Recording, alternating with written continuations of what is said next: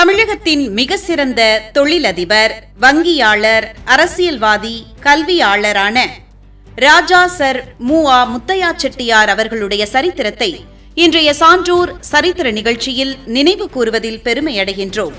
முத்தையா செட்டியார் அவர்கள் 1905ஆம் ஆண்டு ஆகஸ்ட் மாதம் 5ஆம் தேதி பிறந்துள்ளார்.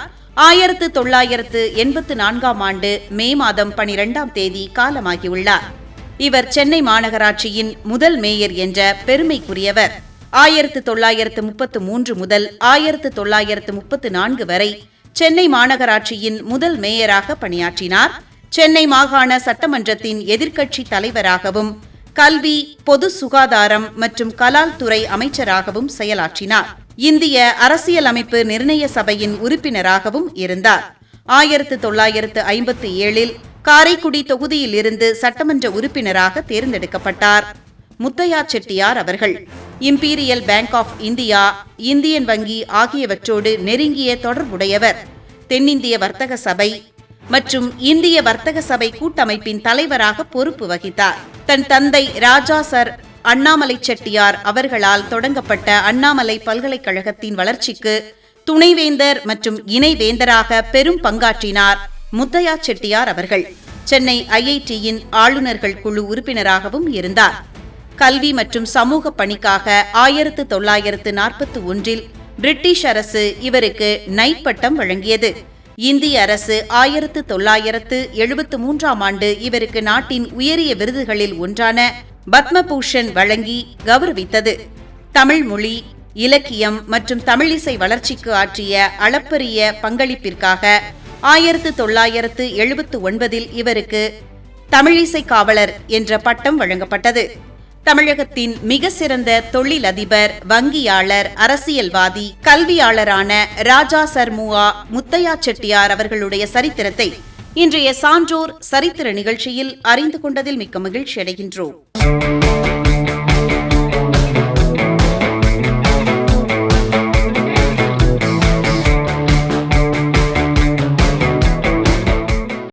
தமிழகத்தின் முன்னணி இடதுசாரி அரசியல் தலைவர்களில் ஒருவரும், இந்திய சுதந்திர போராட்ட வீராங்கனையும், சிறந்த பெண்கள் உரிமை ஆர்வலருமான தோழர் பாப்பா உமாநாத் அவர்களுடைய சரித்திரத்தை இன்றைய சான்றோர் சரித்திர நிகழ்ச்சியில் நினைவு கூர்வதில் பெருமையடைகின்றோம். 1931ஆம் ஆண்டு ஆகஸ்ட் மாதம் 5ஆம் தேதி அன்று பாப்பா உமாநாத் அவர்கள் பிறந்துள்ளார். 2010ஆம் ஆண்டு டிசம்பர் மாதம் 17ஆம் தேதி காலமாகியுள்ளார். பெண்களின் உரிமைக்காகவும் தொழிலாளர்களின் நலனுக்காகவும் தன் வாழ்நாள் முழுவதும் போராடியதால் இவர் மக்களால் தோழர் துணிச்சல் என்று அழைக்கப்பட்டார். இவரது இயற்பெயர் தனலட்சுமி. புதுச்சேரியின் காரைக்கால் அருகே உள்ள கோவில்பத்து என்ற கிராமத்தில் பிறந்தார். இவரது தந்தை மறைவுக்கு பிறகு தாயார் லட்சுமி திருச்சி பொன்மலை ரயில்வே தொழிலாளர்களுக்காக ஒரு பலகார கடையை நடத்தினார். அங்கு வந்த கம்யூனிச தலைவர்களும் தொழிலாளர்களும் இவரை அன்போடு பாப்பா என்று அழைத்ததே பின்னாளில் இவரது பெயராக நிலைத்தது.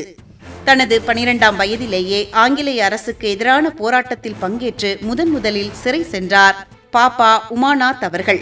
1973ஆம் ஆண்டு தமிழகத்தில் பெண்களின் உரிமைக்காக தோற்றுவிக்கப்பட்ட அனைத்து இந்திய ஜனநாயக மாதர் சங்கத்தின் இணை நிறுவனராகவும் அதன் தலைவராகவும் விளங்கினார். 1989ஆம் ஆண்டு நடைபெற்ற தமிழக சட்டமன்ற தேர்தலில் இந்திய பொதுவுடைமை கட்சி சார்பில் திருவெரும்பூர் தொகுதியிலிருந்து சட்டமன்ற உறுப்பினராக தேர்ந்தெடுக்கப்பட்டார் பாப்பா உமாநாத் அவர்கள். பொன்மலை பகுதிக்கு காவிரியின் கூட்டு குடிநீர் திட்டத்தை கொண்டு வருவதில் முக்கிய பங்காற்றினார்.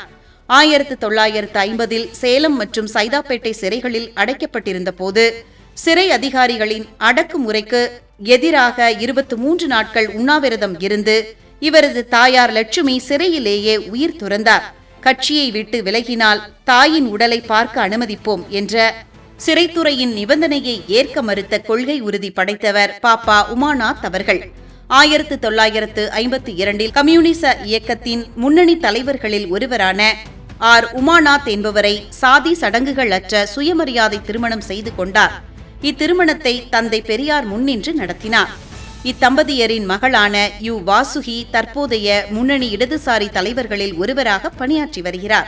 தமிழகத்தின் முன்னணி இடதுசாரி அரசியல் தலைவர்களில் ஒருவரும், இந்திய சுதந்திர போராட்ட வீராங்கனையும், சிறந்த பெண்கள் உரிமை ஆர்வலருமான தோழர் பாப்பா உமாநாத் அவர்களுடைய சரித்திரத்தை இன்றைய சான்றோர் சரித்திர நிகழ்ச்சியில் அறிந்து கொண்டதில் மிக்க மகிழ்ச்சி அடைகின்றோம்.